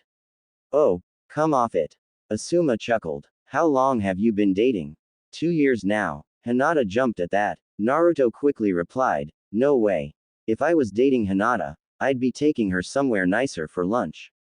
Ichiraku ramen is great, but it's not, it doesn't fit. Naruto looked down thoughtfully. Come to think of it, I'm a rich noble Uzumaki heir now. I could afford to do that. Hey, Hinata. Why yes, Naruto-kun. I saw this really fancy restaurant a little while ago called Shiro Kyuden. You wanna go there for dinner tonight? I mean, Gadu's probably the owner, but. He cut himself off when he saw Hinata slump forward and fall to the ground, spilling what was left of the ramen she'd been furiously eating. What the? Hinata, are you okay? Asuma shook his head and laughed. Thank me later. I gotta go train Kiba in the fire release. Since when does Kiba have fire release? Since maybe 10 minutes ago, when I gave him a chakra receptive paper. Asuma turned to walk away, calling over his shoulder, oh, and don't worry, Hinata should be fine. She just fainted. Asuma returned to Tezuna's house, and found his remaining student arguing furiously with Tezuna's grandson. That's a coward's way of thinking. You don't give up if you wanna be the alpha male. You know what you are. You're a meek little omega wolf, born to be the lowest of the low. You've got no spine, brat. That's not how it works at all. Inari shouted back. People aren't wolves. I know a whole clan of ninjas that would disagree with you. We're just the same as wolves. We hunt and thrive in packs, we have alphas like me and omegas like you, and we spend our whole lives looking for 3 things. Power, a mate, and the next meal. Don't you ever forget that, kid. We're exactly like wolves. Gadu's too strong, Inari said in a low voice. He'll kill you all. He's not a wolf, he's a demon. He might be a demon, but I'm a frickin' ninja, kid. I like my chances. Kiba turned to see Asuma approach. Hey, Asuma-sensei. How are Naruto and Hinata doing? Asuma suppressed a chuckle. They're doing pretty good. Inari started crying loudly, and ran away. What got into him? He's a wimp, it's that simple. Kiba glanced over his shoulder in distaste. I think he might grow out of it, though. There's hope for him. Poor kid, Asuma observed. Living here, under Gadu, it can't have been easy. Kiba nodded. We can always learn to rise up, though, to be strong. No matter how young we are or where we grow up, we can learn to be strong. I just hope he figures that out one day. Akamaru gave a soft bark of agreement. So, fire release. What's the plan with my training? We'll start with a basic fireball jutsu. It's a simple, effective projectile, meant for damaging or outright killing the enemy, a staple fire release jutsu that even Junin with fire release will use. It's easy on your chakra and still deadly. It was dusk, the sun having just slipped past the horizon, but the Shiro Kyuden's white, polished walls still gleamed. It was like a temple, or a palace out of legend. Being an expensive and luxurious restaurant, it was near the heart of the tourists, district Gadu had ordered built and cut off from the rest of Wave. It was a massive source of income for the corrupt businessman, but since Naruto planned to overthrow him by the end of the month, he had no qualms about paying for one little meal here. Hinata stared blankly up at the extravagant, two-story restaurant. She and Naruto stood side by side. The walls in front of them were concrete and covered completely in white marble, so perfect that Hinata found herself looking for signs of a genjutsu. Naruto-kun. Naruto looked away from the Kyuden and back to Hinata, who was blushing and poking her index fingers together, for the first time in nearly a year. What's wrong, Hinata? She trailed off and looked down. Is this a date? She winced and blushed even deeper. Never mind. Let's just have a nice night. Naruto nodded. Yeah, it'll be great. They made their way to the entrance, 2 doors of solid white marble, thin so they weren't too heavy, and engraved with the image of a phoenix with wings spread wide. The entire lower floor wasn't a restaurant at all, but a forum of some kind. Naruto whistled as he looked around. The inside wasn't genjutsu white as the outside was. The floor beneath them was hardwood, spotless and polished until it looked like glass. In each corner of the room was a fountain, in the shape of a gilded lion rearing over a pool of glistening blue water. The water trickled out between each lion's bared teeth. In the center of the room was a tightly spiraling staircase to the next floor, with water flowing down around the staircase. An arch was installed over the base of the stairs to deflect the water for people to walk through.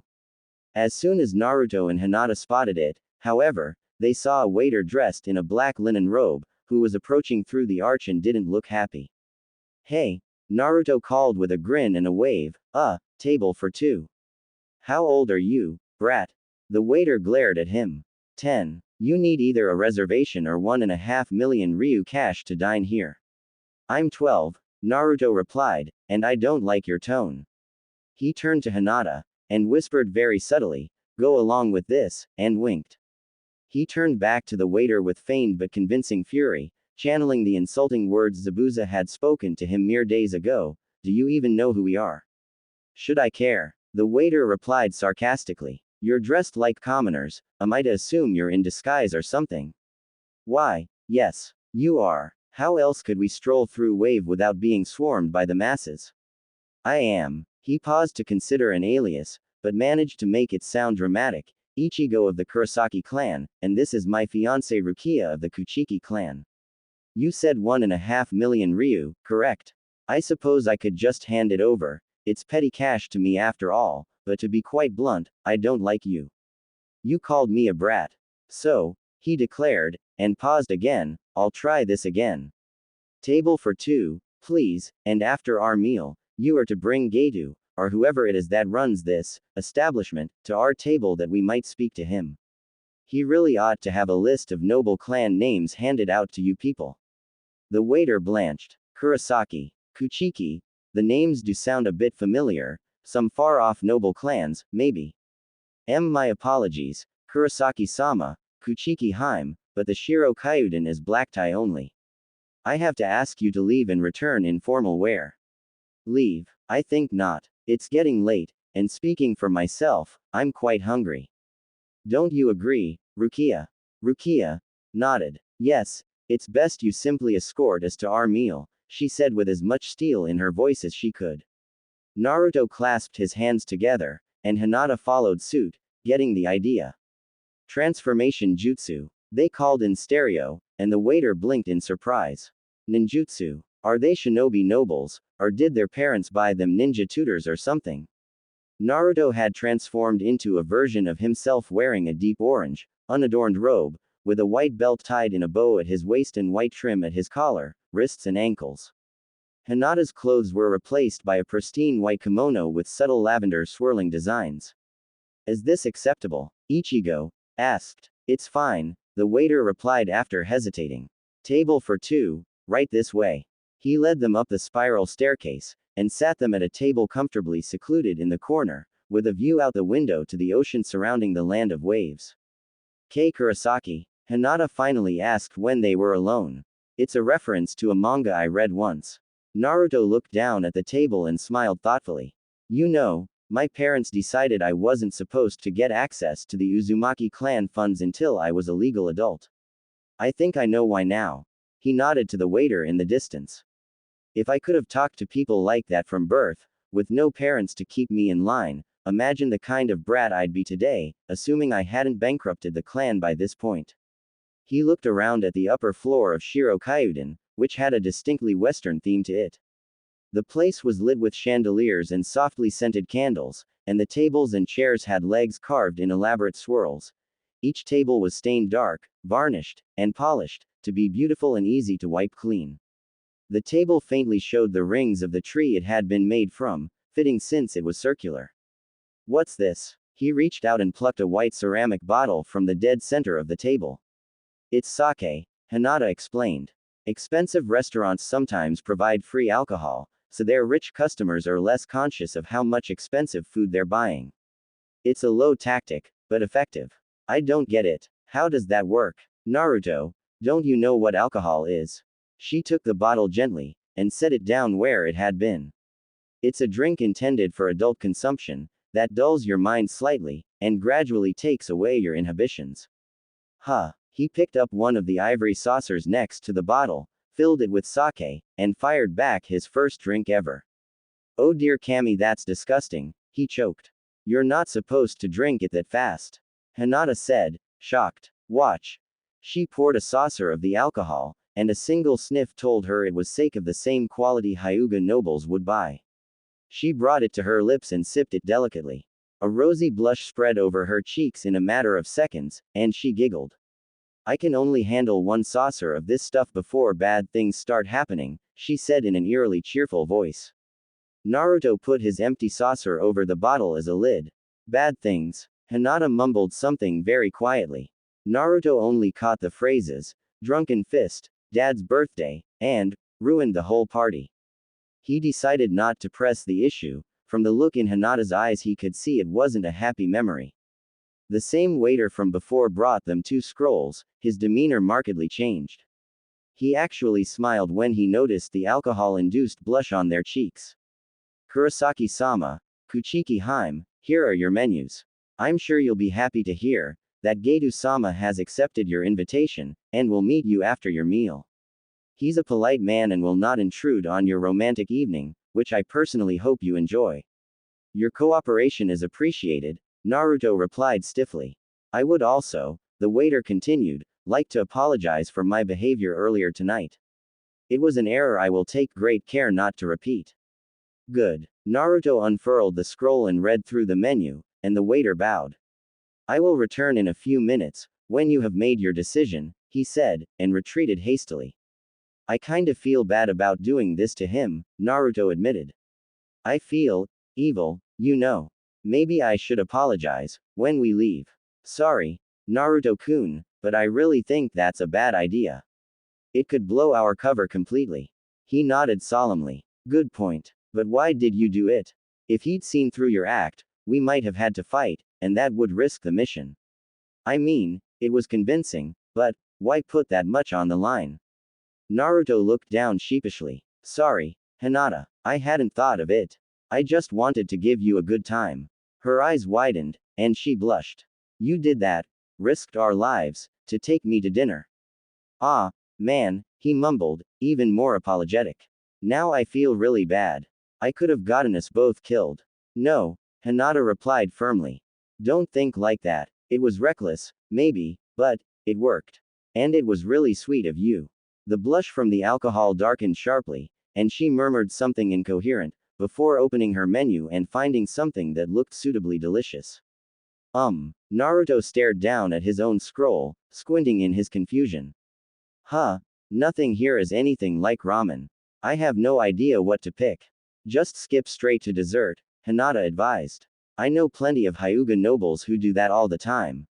In fact, I think I'll try it myself.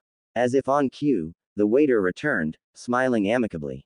Have you made your decision, Kuchiki Hime, Kurosaki-sama?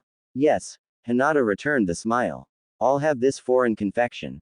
She pointed to the image on the scroll. Cheesecake. I'm not at all familiar with the name. An excellent choice, he said with a nod, and scribbled it down. And you, Kurosaki-sama? HN. Naruto nodded thoughtfully. I think I'll try it as well. Bring 2 of them. The waiter bowed and left the 2 to their own devices. Naruto asked, once they were alone, any idea what we just ordered? I never looked at what it was. It's, how should I put this? She stared at where her scroll menu had been. From what I read, it's a brick of heavy, sweet soft candy, made with a lot of milk and sugar. It's really rich, a small one should be enough for the whole meal. She paused, then added, it's impossible to eat with chopsticks, you need a foreign utensil called a fork. I've seen those before, they're not hard to use, but it's a strange concept. Almost 20 minutes later, the waiter laid their meal before them, and Naruto grinned down at the cheesecake. It smells delicious. The waiter inclined his head with a soft smile. As he turned away, Naruto caught a glimpse of the smile turning into a sneer. Rukia, hold on a moment, Ichigo said, with a subtle hint of urgency. As the waiter left, Naruto reverted to his true character. Let me check for poison. I don't trust this. Hinata's eyes widened, and she set down the fork that was almost to her mouth. Poison. I think that guy got the Bleach reference. I don't understand. Our names. They're a reference to a manga, and I guess that waiter made the connection after he let us in. Naruto made a hand seal, and held one hand over each cheesecake. Yeah, there it is, a slow-acting poison coupled with a truth serum. Truth serum? Hinata blinked. Of course. Gadu's going to come out here and talk to us, expecting us to confess we're shinobi, and tell him if we have allies here, or a mission to kill him. Typical manga villain's move, too, Naruto added. Rather than send a proxy or even a convincing body double, he'll come right out here and meet the 2 people he knows are the ninja heroes. Well, actually we can only get that far if he knows we've eaten the food. And we will. Medical ninjutsu. I never was much good with it, Naruto admitted, but I can eliminate a poison when it's concentrated to one place like in food. With a person it's different, flowing all around in the blood, so much harder. He held his hands out over the food again, and sent a soft green light out from his palms. Quote. There. To be safe, he added, dodge that spot there. He pointed to the center of the cake. That's where the poison was injected. That's impressive, Naruto-kun. Not really. Anyone with the slightest training in medical ninjutsu could manage it, even if they sussed as bad as I did. Thanks though. He took a bite of his cake. Get past the poison, and this stuff is pretty good. Hinata sighed as she took a bite as well. Not bad at all. When they were half finished their meal, a short, balding man in a Western business suit approached them, snatching a chair from a nearby, unoccupied table and placing it between Naruto and Hinata. He sat, smirking with satisfaction. I see you've enjoyed your meal, he sneered. Gadu, I presume, Naruto replied coldly, then took another bite of his cake. Yes, the meal is quite nice. Gadu chuckled. So, Ichigo Kurosaki, what brings you to the land of waves? Oh, we've mostly been sightseeing. Naruto looked him in the eye with a false smile and waved his hand. I couldn't help but notice the impoverished and oppressed people that surround this little tourist's attraction. Who are you two, really? I know you're not who you say you are. Naruto glanced at Hinata, who nodded subtly. My name, and this is the truth, is Naruto Uzumaki. I'm a genin of Konoha, and sole heir to the Uzumaki clan, former main clan of the ninja village of Uzushio, in the land of whirling tides. I suppose you could say we were royalty there. And your little girlfriend? Gadu sneered, liking where this was going. I can speak for myself, Hinata said with a piercing glare. I'm Hinata Hyuga, also a genin of Konoha. I'm a princess of the Hyuga clan, wielder of the Byakugan Dujutsu, and I can kill you by poking you in any one of the 361 chakra points on your body, which I can see quite clearly. Naruto, oblivious though he was, clearly noticed her not objecting to the term girlfriend. Gadu nodded at her introduction, eyebrows raised over his black sunglasses. And why are you really here? Why? Hinata echoed. To enjoy this delicious cheesecake, of course. She held up a forkful of the confection, and popped it in her mouth. So you're not here to kill me? Gadu asked. Straight to the point then, Hinata replied. Naruto saw the opportunity, and seized it. No, we're not here to kill you. That said, I wouldn't mind ending you at all. You're a blatantly rude little man, since you sent your waiter to tell us you'd meet us after our date, then interrupted us without warning. Date. Hinata turned to look at Naruto, her heart pounding immediately. Did he just say date? Satisfied, Gadu withdrew a small bottle from the inside pocket of his suit. I can't have guests dying in my restaurant, this is the antidote for the poison that was in your meal. He stood. Naruto called, wait. Gadu froze mid-step. Consider the fact you're alive payment enough for this meal, particularly since you poisoned it. Gadu turned, fury written on his face, but he forced himself back into a cool, smug demeanor. Fine. Get out of here, he spat. Naruto stood, and Hinata followed suit. He took her hand, drawing a quiet gasp from her, and the two walked side by side toward the staircase. Naruto made certain to knock his shoulder against Gadu's. The short man was no taller than the 12-year-old genin, so the hit connected and knocked him aside. He growled, but held his peace. Little ninja brat, I hope you choke on that antidote. As soon as they were outside, the transformation jutsu dispelled, and their clothes returned to normal. Naruto looked up at the clear night sky, and the moon shining in it. You know, that was pretty exciting. Maybe we should do it again sometime, MMF. Hinata considered pulling back, breaking off the kiss a moment after it began, but she was frozen in place. She couldn't move forward or back, she simply stood where she was and thought, what have I done?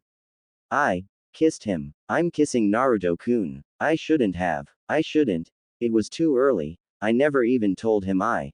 She shut her eyes tighter, flinching from the thought. Her heart was in her throat, no longer with excitement but with unbridled terror. I never told him, but he said, girlfriend, date. The fear receded for a moment, then came flooding back through her thoughts. I rushed it and I just ruined everything.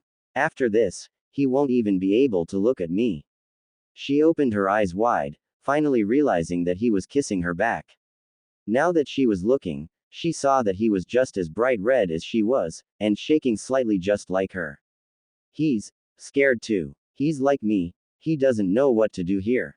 She sighed softly, closing her eyes once more. And one of us has to figure that out, we can't just stand here forever. But now that her fear was gone, now that Naruto was kissing her back and everything felt happy again, she mused, I guess I wouldn't mind. She pulled away slowly, hesitantly, looking down and blushing a brighter red than she had ever before. Now that she'd moved back and his eyes were open, he could see her again, and he'd never looked at her like this before. That was the best night of my life, she breathed, hating her stutter more than ever before. She consoled herself at least with the knowledge that Naruto was used to it by now, he could follow her trembling voice without much effort. Still, it was just one more reason to blush after all the others thus far. Naruto scratched the back of his head nervously. Mine too, he admitted after a long pause. So, any ideas for where we could go next time? Naruto and Hinata lay stretched out in a bed of grass, deep in the forest of the land of waves. Their forehead protectors rested over their eyes to blot out the bright noon sunlight.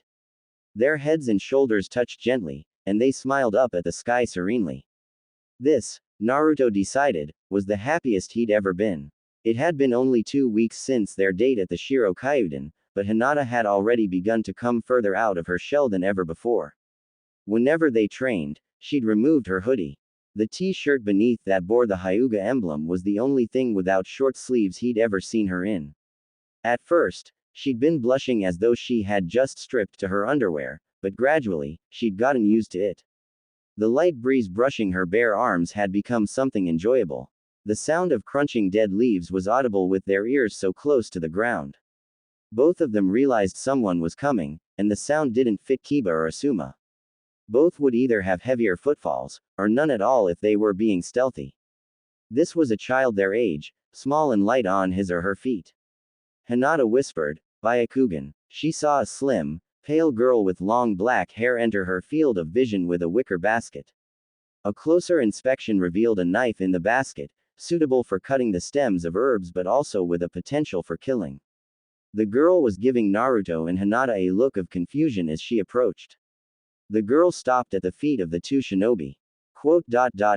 "Excuse me, but, what are you two doing out here?" Naruto sat up, catching his forehead protector as it fell from his eyes. Hinata did the same, but deactivated her Byakugan first. "Just relaxing," Naruto replied. "But why here?" Hinata blinked. "That voice. I know it from Samui here. We were training before this. We're shinobi," Naruto said proudly, not recognizing the missing nin without a mask. "We could have hurt somebody if we did it near civilians." "Shinobi," the girl echoed softly. "But you're so young, no older than me." "We're trained from childhood," Hinata answered, "because we learn best at a young age. Imagine when you learned to speak.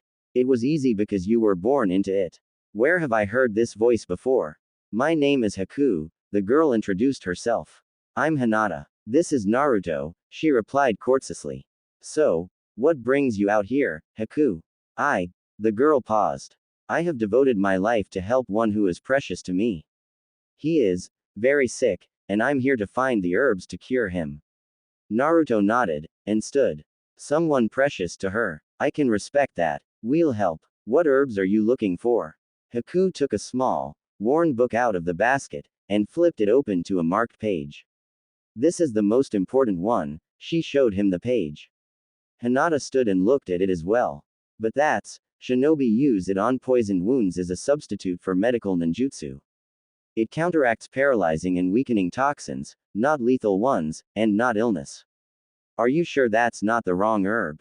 Hinata asked delicately. "What exactly is this man suffering from? Listen closely. Listen to her voice. He came home one day with a bloody scratch on his neck." This time, Hinata got it.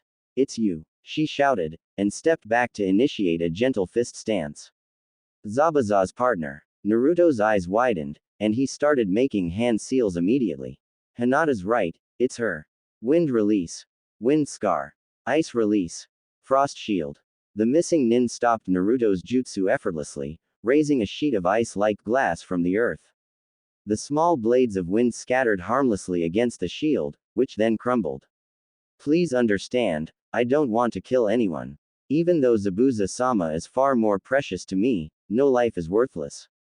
Naruto's and Hinata's eyes widened. "That power, it's so much like our snow release, is it a Kekkei Genkai?" "Heads up, punk." Everyone looked up to a tree branch high above, where Kiba and Akamaru were perched. "Fire release. Phoenix flower jutsu." He ignited his breath with chakra and blew forth 100 small fireballs at Haku. The missing nin deflected and dodged all of them with her frost shield and her speed.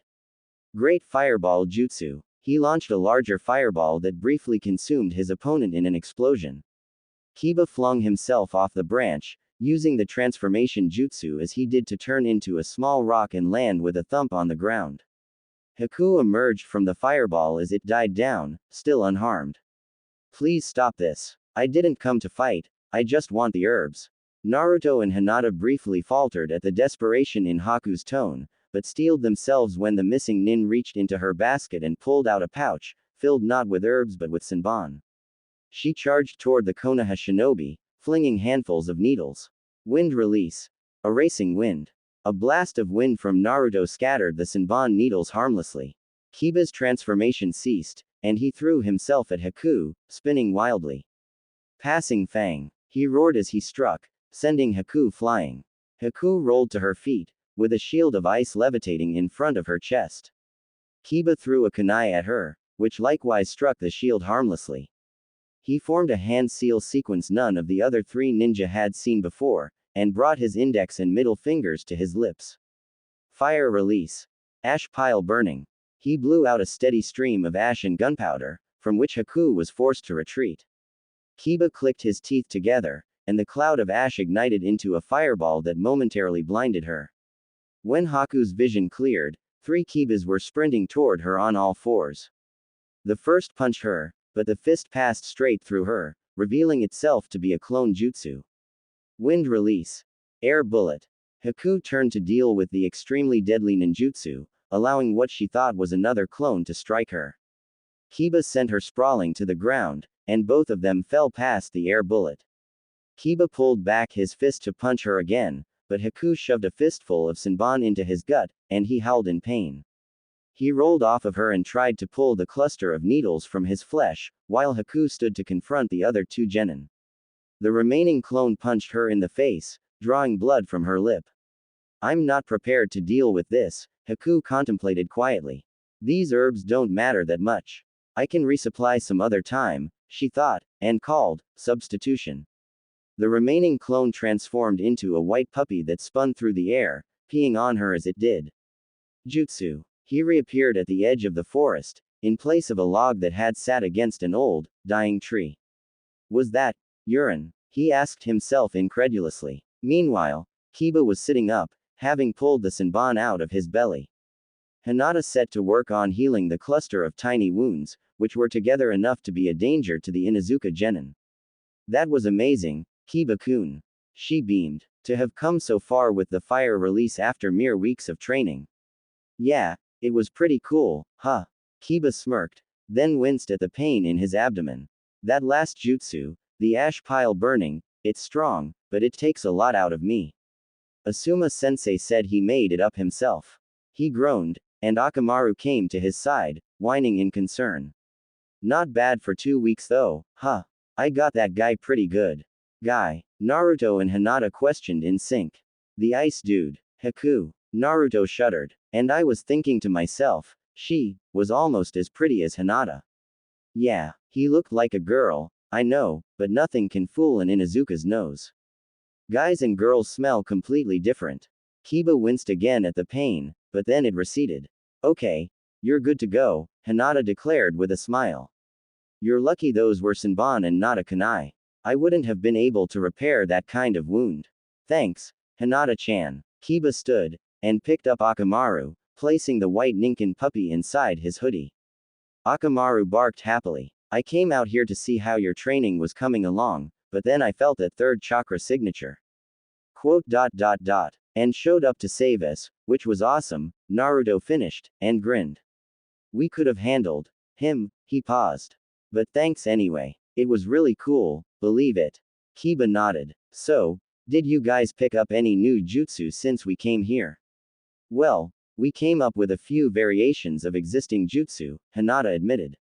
Naruto, should we show him one? Naruto drew a flying thunder god kunai, poked the air in front of himself, then dropped it. Hinata blinked once, then deciphered the hidden message and nodded. She drew her own kunai and threw it at a tree. She used a substitution on her own kunai mid-flight, and maintained its momentum, punching the air between herself and the tree to show the offensive potential of the jutsu. Naruto then drew a second kunai, poked toward himself, and let it drop, hitting the first with a clinking sound. Hinata nodded again, and he threw a kunai at a tree to her side, but she used a substitution to switch places with it. The kunai slammed into the tree while she reappeared past it. Kiba whistled. Not bad, he observed. You actually took the time to weaponize the substitution jutsu. It takes the enhanced vision of a Byakugan to do it consistently, but yes, Hinata admitted.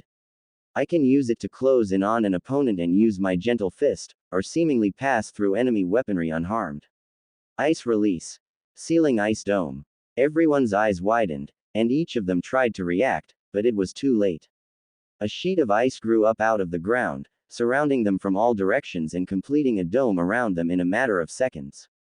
Haku's voice echoed inside the dome. I'm sorry, but Zabuza-sama must complete his mission unhindered by you. This dome will maintain itself until the air inside is depleted of oxygen past survivable levels. You will not die, but Tazuna will, and your sensei will likely join him. Please, forgive me, Naruto growled. You think this thing can hold us? If you break free, I will be forced to kill you. Think about that for a moment, no one wants that. Haku fell silent, and Naruto concluded that the missing nin had left. Wind scar. Naruto roared, and slapped his hands down on the ground. Blades of wind lashed out at the section of the dome in front of him, but they only chipped the surface. Damn it, Naruto-kun, wait, Hinata cried, as he was about to form an air bullet. This dome is made of ice, maybe Kiba can melt it with the fire release. I can try, hold on. That's it, Naruto cried triumphantly. Kiba, you can use a fire jutsu to use up the air in here, while we hide in a water encampment from Hinata. The dome is set to come down once there's not enough oxygen to breathe. Kiba nodded. I know a jutsu that'll work. Hinata, get ready. But, Hinata paused. What if it's set to a specific time, not to measure the oxygen level in here? We'd kill ourselves. Maybe. Naruto looked down at his hands, and made a few seals. Wind release. Erasing wind. A blast of fresh air swept past her from Naruto, and she noticed that it didn't have a scent at all, unlike the air already in the dome which smelled of grass and ice. We can create our own fresh air inside the water encampment, and the dome shouldn't be able to detect it. Alright, let's do it. Kiba replied. Asuma-sensei and Tazuna-san are counting on us to save their lives. We can't waste time like this. They can't handle Zabuza and that ice guy without us. He made a short sequence of hand seals. Fire release. Grand fireball jutsu. He breathed out a plume of shimmering fire, which struck the wall of the dome and smoldered there. Naruto fanned the flames by shouting, wind release, air bullet. That's enough, Hinata called. We can't risk burning ourselves to death in here. Water release. Water encampment jutsu. A small, thin dome of water sprang up around her feet, growing to consume her, Naruto, and Kiba with Akamaru. It didn't need to be thick to hold in the air, which made it easier for her. The second Hokage had been able to create a full water wall without an existing source of water, but she wasn't the Hokage. She was a genin, and to conserve her chakra she made use of the water in the ground. The flames spread over the grass, and smoke began to fill the dome. Hinata kept her hands clasped together in a seal to maintain the smaller dome of water around the genin. The ice dome remained unharmed, despite the chakra-fueled flames growing to fill it with smoke and heat. Wind release. Erasing wind. The gust of wind was indeed fresh, breathable air, but it tore through Hinata's wall of water. She whimpered with pain and exertion, trying to reform the bubble of water, but it wasn't meant for this purpose, and it collapsed. The three genin took in a breath of smoke, and fell. Kiba, Naruto wheezed, kill the flames. The Inuzuka did this with a simple wave of his hand, but the smoke and depleted air remained. Smoke rises, he coughed. Heads to the, he coughed again. Dirt. Naruto and Hinata dove to the ground shortly after he did. Akamaru leapt out of his hoodie so his partner could lay down without crushing him. Wind release. Erasing wind. The three of them savored the fresh air, clearing their lungs of as much smoke as possible. That, soused, Kiba observed, panting. Akamaru whined, apparently agreeing. We can still do this. Hinata stood, and added, Byakugan. At once, her pale dujutsu eyes scanned the entirety of the dome, searching for a weak point in the structure. Her first guess had already been proven right, the dome was laced with Haku's chakra. Now, look for the point where there's the least chakra in the structure. There. She memorized the spot, turned to face it, and turned off her Byakugan to conserve chakra. Hinata, what did you see? Naruto noticed her rapidly making hand seals with no sign of slowing down, and he began to recognize the pattern.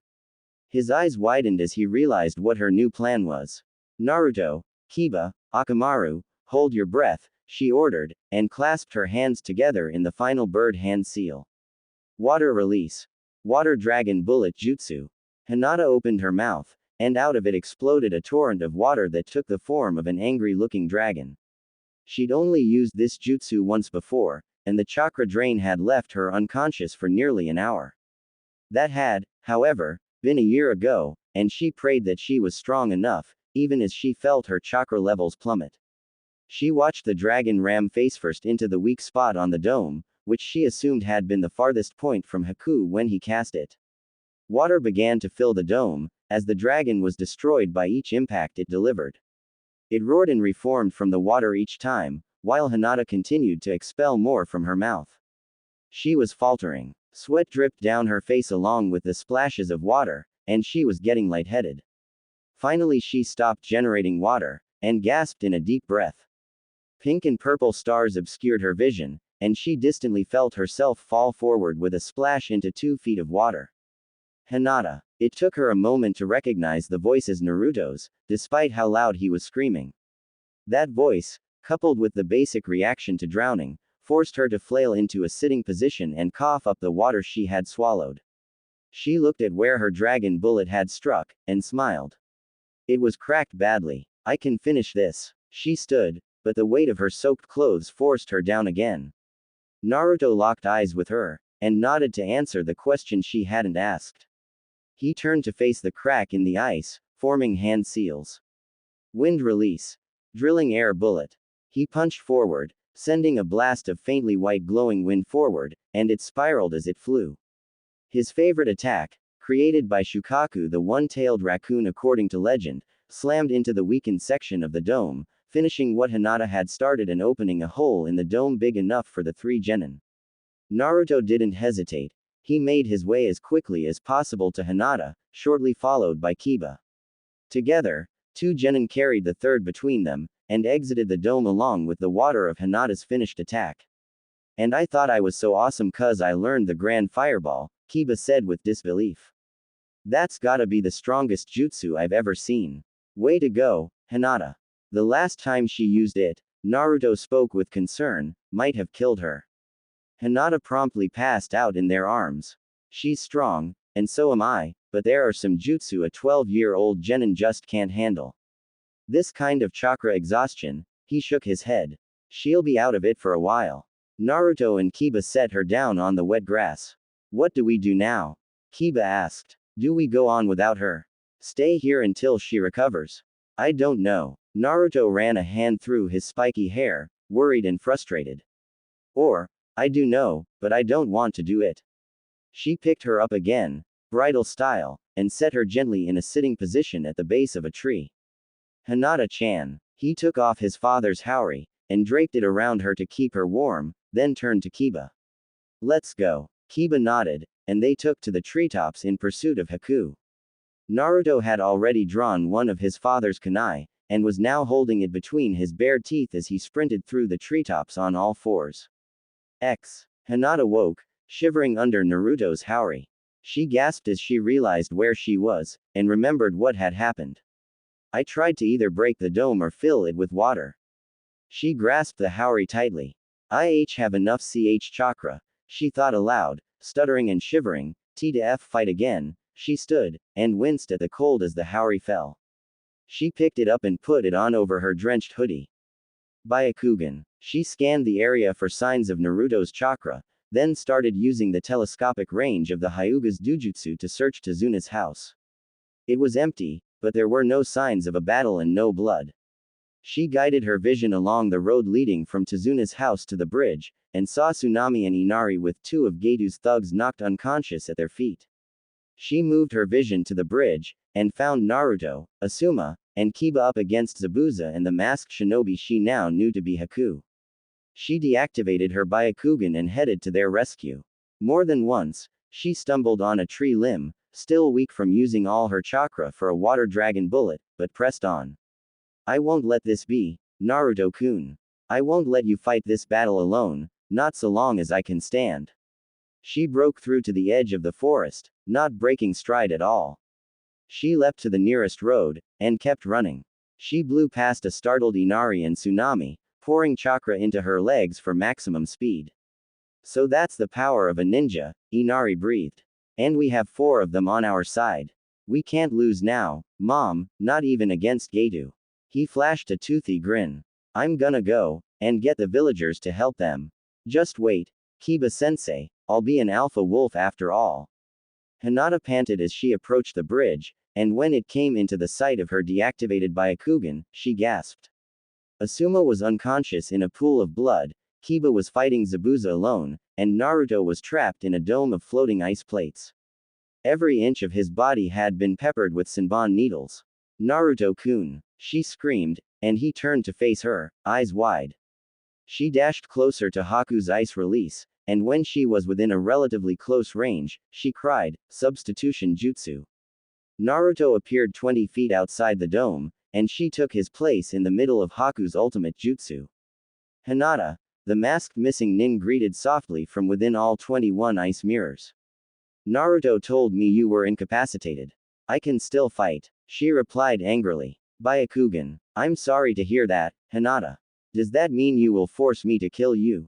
Haku threw a Senbon at her right hip, but she saw it coming with her Byakugan and dodged. I will tell you what I told Naruto.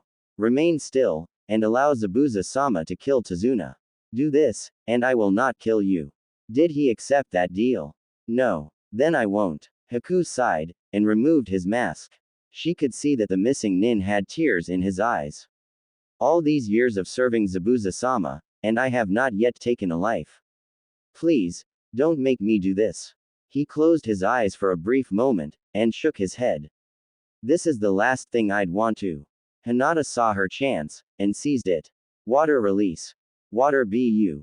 Haku's eyes snapped open, wide with fury, and she felt herself getting stabbed in 21 different places, one for each mirror Haku.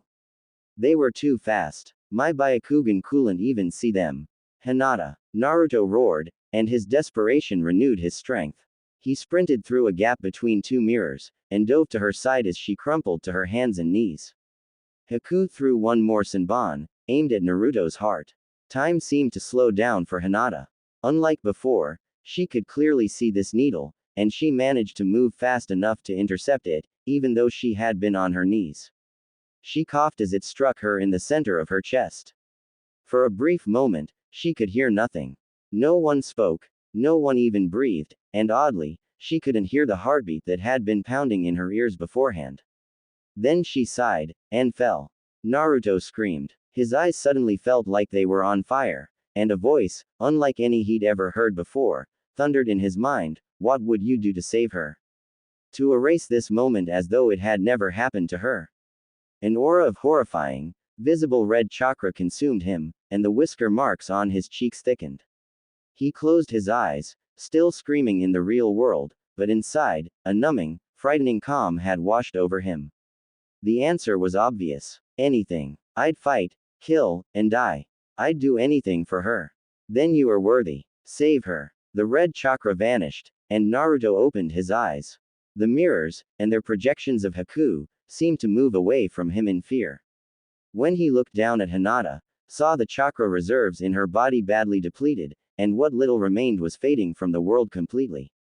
He pulled the fatal Senbon out of her heart, then looked up at Haku with his Rinnegan. I'm sorry. Haku began. Naruto dropped the Senbon and held out his hand, wet with Hinata's blood and his own. Diva Path. Shinra Tensei. The mirror shattered, and its pieces were blown backward by an invisible force that clearly wasn't wind release. The real Haku jumped free of another mirror, and retreated away from Naruto, who didn't follow. Instead he knelt next to Hinata, and formed a sequence of hand seals, none of which Haku had ever seen before. He laid a hand on her belly, and whispered words Haku was too far away to hear, outer path, Rinne Tensei. At the same time a spike of Naruto's hair at the edge of his forehead turned white, Hinata gasped. Haku's eyes widened. That's completely impossible. My Senbon pierced her heart, she died. Naruto nodded to himself in satisfaction and stood, watching the other 21 needles being forced out of Hinata's healing wounds. She breathed heavily, her lavender eyes wide with disbelief and staring up at the sky through Haku's ice mirrors. Naruto-kun, she gasped. Hinata. Naruto fell to his knees at her side. Are you all right? He called desperately. She gasped again as he came into the line of sight of her deactivated Byakugan eyes. Why your eyes? They hurt, Naruto admitted. What's wrong with them? Am I injured? Our Rinnegan, she breathed. His eyes, solid purple with a pattern of black, concentric circles, widened. Shinra Tensei, Rinne Tensei, I don't know where those names came from, but, were they really a Kekkei Genkai? How did I get? Haku saw his chance, and he created a new mirror, leaping into it and guiding it into place where the destroyed one had been. He's powerful, but I must not let it stop me. Zabuza-sama is counting on me. Ice release. Hailstone. The 21 mirrors of ice grew together, into a solid ice dome like the one they had been trapped in before. A giant projection of Haku spoke. This time, I must kill you. I'm sorry, but there's no way for you and Zabuza-sama to both live. The walls began to thicken, growing inward toward Naruto and Hinata. The latter tried to sit up, but she was completely drained of chakra, so much so that she couldn't move. Naruto-kun, I'll stop him. He smiled down at her, and even with the shock of seeing those otherworldly eyes set in Naruto's face, she smiled weakly back. He clasped his hands together, and breathed in deeply. This jutsu will drain all that remains of your chakra, said the strange voice from before. You are not the sage of six paths. Such an exertion, coupled with that of your previous jutsu, may well kill you. But Hinata won't die, even if I do. If I had to pick one of us to die, I'd pick me. Shinra Tensei, Naruto roared, and shoved both of his hands forward. The ice dome completely shattered on one side, sending the missing nin inside it flying along with chunks of ice 3 feet thick. Naruto collapsed next to Hinata, and his head landed in her lap. Naruto-kun, X. Kiba, meanwhile, was fighting Zabuza, which wasn't going well. He'd tried all of his Inuzuka clan jutsu, and his fire release was near useless against Zabuza, who specialized in water release. He'd managed to watch out of the corner of his eye the battle between Naruto and Hinata and Haku. He'd come within an inch of death, both when Hinata died and when Naruto resurrected her. Now, though, all 4 of his allies including Akamaru in his hoodie were incapacitated, and Zabuza turned his back to face Naruto and Hinata. Hey, he shouted in a panic. Don't turn your back on your opponent. Shut up, kid. You're prey, nothing more, and I'll be back to finish you. Kiba had an idea horrifyingly similar to what Naruto might have come up with in this situation. I can't believe I'm really gonna do this. Transformation jutsu. Zabuza turned back to face him, amused. A transformation? This should be fun. When the smoke of the jutsu cleared, there was no immediate sign of Kiba, until Zabuza heard the voice of a beautiful woman purr into his ear. Come on, Zabuza-sama, let's have a little more fun before you go, Zabuza laughed. This is just pathetic. You're really scraping the bottom of the barrel, aren't you, punk? The missing nin aimed his sword at the red markings on the woman's cheeks that marked her as an Inuzuka, and he bared his teeth under his mask as the hit connected, and passed right through. A kunai stabbed into his right hip, and he turned to face Kiba with his eyes wide. A simple, Genin-level clone jutsu, coupled with me transforming into a rock. Not bad, huh, you devious little brat. Shut up and die, Kiba growled, so I can go save my friends. Zabuza backhanded him, sending him flying. The kunai twisted in his flesh as Kiba let it go, and Zabuza gritted his teeth in agony. This is a flesh wound, kid. It won't even slow me down. Damn it, Kiba snarled, and reached for another kunai. If I can just buy Naruto some time. Zabuza turned, and lowered his sword. Kiba followed his line of sight, and his eyes widened. At Wave's end of the unfinished bridge stood Gadu, along with maybe 100 mercenaries armed to the teeth. I expected these 4 to wear you down, Zabuza, Gadu began with a smirk, but this is pathetic. Look at you, the high and mighty demon of the hidden mist, so weak by now that we ordinary folk here, he gestured to the mercenaries, can just walk up to you and put you down. He snapped his fingers, and the mercenaries stepped forward, grinning. Kid, what did you say your name was? Kiba Inuzuka. Right, Kiba. Go grab your teammates and scram. I'll deal with these idiots, and we don't have a reason to fight anymore. Then, shouldn't I help you? No. Leave it to me, it should be fun. He hefted Kubikiri Bushu. You'd only be in my way. Kiba nodded, and turned away as he saw Zabuza begin to sprint toward the mercenaries, laughing maniacally. Kiba stepped into the half-dome of cracked white ice, and nudged Naruto, then Hinata. Guys, get up. We gotta get out of here. Kiba-kun, I can't get up. I can't move at all. Hinata whispered weakly. And Naruto-kun is, she looked down to his head in her lap.